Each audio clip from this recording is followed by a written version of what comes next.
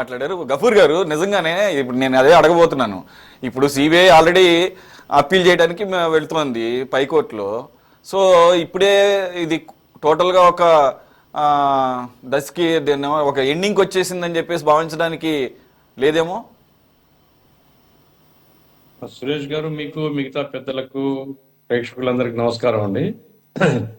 ఇప్పుడు నేను మొట్టమొదట ఎవరైతే ఈరోజు జడ్జిమెంట్ ఇచ్చినారో ఆ జడ్జి యొక్క ధైర్యాన్ని అభినందిస్తున్నాను. ఎందుకు ధైర్యము అని చెప్తున్నానంటే ఈరోజు వ్యవస్థ మొత్తం కూడా బీజేపీ యొక్క చెప్పు చేతుల్లో ఉంది. సుప్రీంకోర్టుతో సహా నేను బాధ్యతతోనే మాట్లాడుతున్నా. సుప్రీంకోర్టుతో సహా మొత్తం న్యాయ వ్యవస్థను కూడా గుప్పెట్లో పెట్టుకొని పరిశోధనా సంస్థలు కానీ లేకుంటే ఇతరత్ర రాజ్యాంగ సంస్థలు కానీ అన్ని కూడా ఈరోజు బీజేపీ గుప్పెట్లో ఉండేటువంటి పరిస్థితిలో కేజ్రీవాల్ మీద లేదా మిగతా వాళ్ళ మీద ఉండేటువంటి కేసులలో సారాంశం లేదు, ఏమీ సాక్ష్యం లేదు. ఇదంతా నేరేటివ్స్ అన్ని కూడా ఎవరో చెప్తే రాసినారు తప్ప దీంట్లో ఇన్వెస్టిగేషన్ ఏమీ లేదు అనేటువంటి ఒక సాహసోపేతమైనటువంటి నిర్ణయాన్ని తీసుకున్నటువంటి జడ్జిను ముందు అభినందిస్తూ, అయితే దీని మీద హైకోర్టు వెంటనే ఏం చేస్తుంది? ఒకటండి, ఇది బెయిల్ లా కాదు. ఇది బెయిల్ ఇస్తే మళ్ళీ వెంటనే వచ్చి బెయిల్ కొట్టేసి అట్లా కుదరదు. ఎందుకంటే ఛార్జ్షీట్ ఫైల్ చేసినారు. ఛార్జ్షీట్ విచారించిన తర్వాతనే జడ్జి గారు ఏమన్నారంటే ఈ ఛార్జ్షీట్లో ఉండేటువంటి ఛార్జీలు, ఈ ఆరోపణలు ఏవైతే ఉన్నాయో ఇవి నిరాధారమైనటువంటివి కాబట్టి కేసు కొట్టేస్తున్నాను అన్నాడు. దీని మీదట ఏమంటే వాళ్ళు అప్పీల్ పోవచ్చు, దేశంలో అప్పీలింగ్ వ్యవస్థ ఉంది కాబట్టి పోవచ్చు. పోయినా మళ్ళీ దాని మీద విచారణ జరగాల్సిందే. పోతేనే మళ్ళీ దాని మీద కాదు వీళ్ళందరినీ జైల్లో పెట్టాలని చెప్పే పద్ధతిలో కాకుండా విచారణ చేయాల్సిందే. మహా చేస్తే ఏమవుతుందంటే దాని మీద స్టే ఇచ్చి విచారణ జరపమని చెప్తారు. అప్పుడు ఎవరు జిల్లా కోర్టు కొట్టేసిన తర్వాత విచారణ జరపాల్సింది హైకోర్టే. జిల్లా కోర్టు, అది రోజు విన్ని కోర్టు, జిల్లా కోర్టు కొట్టేసింది. కొట్టేసిన దాని మీదట హైకోర్టు తను విచారణ జరపాలి. హైకోర్టు ఎప్పుడు సాక్ష్యాలను పిలిచి విచారణ జరపడానికి లేదు. హైకోర్టు జడ్జిమెంట్ మీద చెప్పొచ్చు తప్ప హైకోర్టు ఏదో జిల్లా కోర్టు యొక్క జడ్జిమెంట్ మీద విచారణ జరపాలని ట్రయల్ కోర్టే.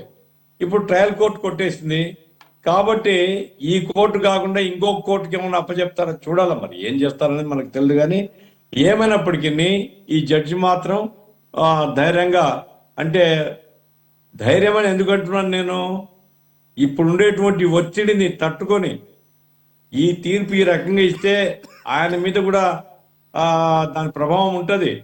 ఆయనకు ప్రమోషన్లు రావు. ఇప్పుడు అమిత్ షాను జైలుకు పంపించినటువంటి జడ్జి చాలా న్యాయ వ్యవస్థలో చాలా సూక్ష్మ పరిశీలన చేసేవాడు. అట్లాంటి ముప్పు తిప్పలు పెట్టి ప్రమోషన్ రాలేదు. అతనికి పేరు రికమెండ్ చేసిన కొలోజియం కట్ అయిపోయింది. కాబట్టి ఈరోజు వ్యవస్థ అంతా కూడా చెప్పు చేతుల్లో పెట్టుకున్నటువంటి పరిస్థితిలో ఉన్నారు. కాబట్టి ధైర్యం చేసిన అని చెప్తున్నాను. పోతే కుంభకోణం జరిగిందా లేదా, కుంభకోణం జరిగిందా లేదా అనేది విచారణ జరపాలి. లేదంటే ఆధారాలు ఉంటే ఆధారాలు చెప్పాలి. ఆధారాలు లేవని కదా జడ్జి చెప్తుండేది. ఆధారాలు ఉంటే విచారణ ఆయనే జరిపేవాడు కదా. ఇప్పుడు ఢిల్లీ ముఖ్యమంత్రిని 6-7 నెలలు జైల్లో పెట్టినారు. జార్ఖండ్ ముఖ్యమంత్రిని జైల్లో పెట్టినారు.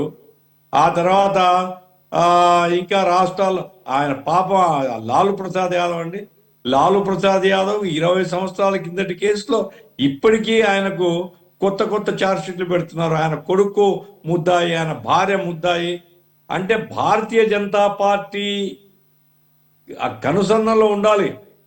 కాదు అంటే త్రినేత్రం తెలుస్తారు, మూడో కన్ను తెలుస్తారు. అన్ని అక్రమమైనటువంటి పద్ధతిలో రాజ్యాంగ సంస్థలు వినియోగించుకొని వేధింపులు చేస్తారు. ఇది భారతీయ జనతా పార్టీ యొక్క నైజం. ఇది కూటమి ప్రభుత్వానికి ఇప్పుడు అర్థం కాదు, కూటమి ప్రభుత్వానికి కూడా అర్థమైతే తర్వాత. ఇప్పుడు ఎందుకంటే చాలా అది మొట్టమొదట రొమాంటిక్ లవ్ ఉంటుంది కదా, రొమాంటిక్ లవ్లో ఉన్నారు కాబట్టి ఇప్పుడు అర్థం కాదు. వాస్తవంగా ప్రజాస్వామ్యం, ఇప్పుడు ఉమర్ ఖాళీద్ ఏం నేరం చేసినా అండి, ఆయన మీద ఏమి సాక్ష్యాలు లేవు, ఆయన నేరానికి సంబంధం కూడా లేదు. 6 సంవత్సరాల జైల్లో ఉన్నాడు. షార్జిల్ ఇమాం ఇట్టటోళ్ళందరినీ యూఏపీఏ కింద. కాబట్టి ప్రజాస్వామ్యాన్ని కాపాడుకోవాలనుకునేటువంటి వాళ్ళందరూ ఈ రాజ్యాంగ సంస్థల దుర్వినియోగాన్ని ఎలుగెత్తి నిరసించాలి తప్ప రాజ్యాంగ సంస్థలు ఈ రకంగా దుర్వినియోగం కావడం అనేది ఈ దేశంలో ప్రజాస్వామ్యానికి శాపం. ఇది మొట్టమొదటి అంశం అండి. ఆ తర్వాత ఇప్పుడు ఈ బీజేపీ వాళ్ళు చేస్తున్నటువంటివి సార్, ఎందుకంటే పవిత్రంగా మాట్లాడినాను, టీవీలో చూశాను నేను. ఆ నేరాన్ని సమర్థిస్తారా? అవినీతి సమర్థిస్తారా? అవినీతి జరిగిపోయినట్లు, అవినీతికి ఆధారాలు ఉన్నట్లు వాళ్ళు మాట్లాడుతున్నారు. ఈ బీజేపీ ఎంత దుర్మార్గమైన పార్టీ అంటే, కాంగ్రెస్ పార్టీ అధికారంలో ఉన్నప్పుడు ఆ రాయ్ అని వినోద్ రాయ్ ఎవరో అతను సిఏజీగా ఉన్నాడు, అతన్ని ఉపయోగించుకొని లక్షల కోట్లు అవినీతి అనేటువంటిది. ఆ రకంగా తమకు సరిపోకపోతే మాత్రం ప్రతిపక్షాన్ని నిందించడం, ప్రతిపక్షాన్ని బద్నాం చేయడం, ప్రతిపక్ష నాయకుల్ని కేసులు ఇరికించడం, జైల్లో పెట్టడం, తమకు వ్యతిరేకంగా ఉండే వాడిని ఎక్కడ బతకనీయరు. తమకు అనుకూలంగా ఉంటే గంగాజలంలో స్నానం చేసినట్లే. ఇప్పుడు మన రాష్ట్రంలో వరుసగా నేను పేర్లు చెప్తాను. సిబిఐ ఛార్జ్ షీట్లో పేర్లు ఉన్నాయి. ఇంతకుముందు దొంగలుగా బ్యాంకుల్ని డబ్బు కొట్టిన వాళ్ళుగా వాళ్ళందరూ బీజేపీలో చేరిన తర్వాత పవిత్రులు అయిపోయినారు. ఇప్పుడు వాళ్ళ మీద కేసులు లేవు, విచారణ లేదు. ఇది జరుగుతుంది. ఏమైనప్పటికీ రాజ్యాంగ సంస్థలు అధికారులు ఉండే వాళ్ళ తొత్తులుగా మారితే ప్రజాస్వామ్యానికి ప్రమాదం అనేది ఈ భారతదేశంలో ఇప్పుడు బీజేపీ పరిపాలన స్పష్టం చేస్తుంది. దీనికి ఈ ధోరణికి వ్యతిరేకం. తప్పులుంటే విచారణ జరపండి, అభ్యంతరం లేదు. ప్రతిపక్షంలో ఉన్నంత మాత్రం డబ్బులు తింటే ఊరుకోవాలా అనేది మేమేం చెప్పడం లే. కానీ గవర్నమెంట్ చెప్పింది కాబట్టి ఇరికించడం, గవర్నమెంట్కి వ్యతిరేకంగా ఉన్నారు కాబట్టి జైల్లో పెట్టడం, బెదిరించడం. నాకు బాగా గుర్తుంది, రఫీ గారు అంగీకరించకపోవచ్చు కానీ చంద్రబాబు నాయుడు గారు జైల్లో ఉంటే అపాయింట్మెంట్ ఇవ్వలేదండి. అయ్యా మా తండ్రిని అన్యాయంగా జైల్లో పెట్టినారని గృహమంత్రి దగ్గరికి పోయినాడు లోకేష్ బాబు. అపాయింట్మెంట్ ఇవ్వాల ముందు, ఆ తర్వాత ఇచ్చినారు. అదేమో సర్దుబాటు ఏమైంది నాకు తెలియదు. అంటే ఆ రకంగా తమకు వ్యతిరేకంగా ఉండే వాళ్ళని తొక్కేయడమే లక్ష్యంగా ఈరోజు రాజ్యపాలన సాగుతుంది కేంద్రం ఆధ్వర్యంలో. ఈ దుర్మార్గానికి అరవింద్ కేజ్రీవాల్ బలైనోడే, మన హిమంత్ సోరెన్ బలి అయిన వాడే. ఇట్లాంటి వాళ్ళందరూ ఉన్నారు, జాబితా ఉంది. ఇప్పుడు యూఏపీఏ కేసుల కింద దేశంలో చాలా మంది జైల్లో మగ్గుతున్నారు. ఆ స్టాండ్ స్వామి పాపం 86 సంవత్సరాలు ఎంతో, ఆయనకు కనీసం ఆ టీ తాగడానికి మన పీల్చుకునేటువంటి అది ఇవ్వలేదండి. ఎంత దుర్మార్గం అనాలా. చనిపోయారు జైల్లోనే. పురవరరావు ఎంతకాలం జైల్లో ఉన్నాడు. కాబట్టి బీజేపీ అంత దుర్మార్గమైనటువంటి ప్రజాస్వామ్య వ్యతిరేకమైనటువంటి పార్టీగా మాత్రం ఎవరు లేరు. ఇది గమనించకపోతే ఈ దేశంలో ప్రజాస్వామ్యాన్ని మనం కూడా పాతిపెట్టిన వాళ్ళు అవుతాం. కాబట్టి ఇది అరవింద్ కేజ్రీవాల్ కేసు మాత్రం ఒక ఉదాహరణ. ముఖ్యమైన పాలసీ మార్చినాడు. ఇప్పుడు అక్కడేమో అవినీతి, డబ్బులు రాలేదు, డబ్బులు తీసుకునేది లేదు. పాలసీ మార్పులో పాలసీ ఎందుకు మారుతుంది?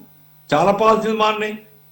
పాలసీలు మారినంత మాత్రాన సంవత్సరాల తరబడి జైల్లో పెడతారు. నాకు అర్థం కాదా. ఈ న్యాయస్థానాలు కూడా ఎంత భయపడితే ఎట్లా? మరి నిజంగా అరవింద్ కేజ్రీవాల్ మీద ఈరోజు ఆధారం లేవంటున్నారు. ఎందుకు అతన్ని లోపల పెట్టినారు? న్యాయస్థానాలే కదా. సుప్రీంకోర్టు ఇచ్చింది. ఎంతో ఒత్తిడి వచ్చిన తర్వాత హేమంత్ సోరెన్ కు ఎంతో కాలం జైల్లో ఉండాల్సి వచ్చింది. లాలూ ప్రసాద్ యాదవ్ 86 సంవత్సరాల్లో ఉంది, అతన్ని కూడా జైల్లో పెట్టాలని ప్రయత్నాలు. ఏమైనప్పటికీ నీ దేశంలో ప్రజాస్వామ్యంలో ఇటువంటి ఒక ధోరణి మాత్రం ప్రమాదకరమైంది. ఇది భారతీయ జనతా పార్టీ ఉద్దేశపూర్వకంగా తన ప్రత్యర్థులను వాడుతుంది. దీన్ని అందరూ ఖండించాల్సిందే. సరే, రేపు హైకోర్టు విచారణ జరపాలా, ఇంకో కోర్టుకు పంపిస్తారు, ఏమైతే చూద్దాం. ఇప్పటికిప్పుడు ఎందుకంటే బీజేపీ వాళ్ళు సంకల్ కొట్టుకోవద్దు, మేము రేపే తెలుస్తామని తెలుసుని. ఎందుకంటే వాళ్ళకి అనుకూలమైన కోర్టు, ఇప్పుడు కేరళ స్టోరీ లాగా వాళ్ళకి అనుకూలమైనటువంటి జడ్జెస్ పెడతారనుకోండి రేపు. ఇప్పుడు మురళీధరన్ చాలా మంచి జడ్జి, హైకోర్టు జడ్జిగా ఉండి ఢిల్లీలో అరే షార్జిల్ ఇమామ్ వీళ్ళందరూ రెచ్చగొట్టినారని ఛార్జ్ చేసి పెట్టున్నారు కదా. ఈ కపిల్ మిశ్రా స్పీచ్ ఇవన్నీ కూడా ఇంత దారుణంగా ఉన్నాయి కదా, ఎఫ్ఐఆర్ పెట్టండి అన్నాడు. రాత్రి ట్రాన్స్ఫర్ అయిపోయినాడు పంజాబ్కు.